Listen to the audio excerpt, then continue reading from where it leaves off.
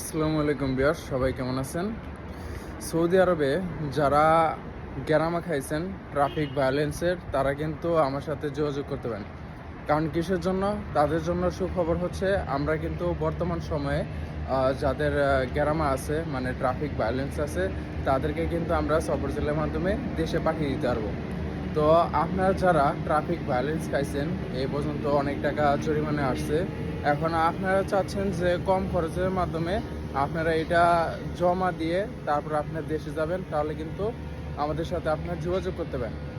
আর এর মাধ্যমে কিন্তু আমরা পাঠিয়ে দিতে পারবো, আপনার মক্কা বলেন, রিয়াদ বলেন, আমরা পাঠিয়ে দিতে পারবো।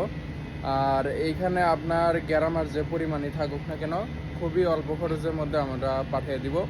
তো আপনারা যারা সফর জেলের মাধ্যমে দেশে যাবেন, তারা আমাদের সাথে যোগাযোগ করতে পারেন আমার দেওয়া হোয়াটসঅ্যাপ নাম্বারে।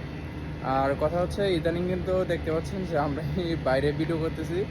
আসলে আমি এখন ওইরকমভাবে অফিসে বসতে পারি না, আমার রুমেই সব কিছু কাজ হয়।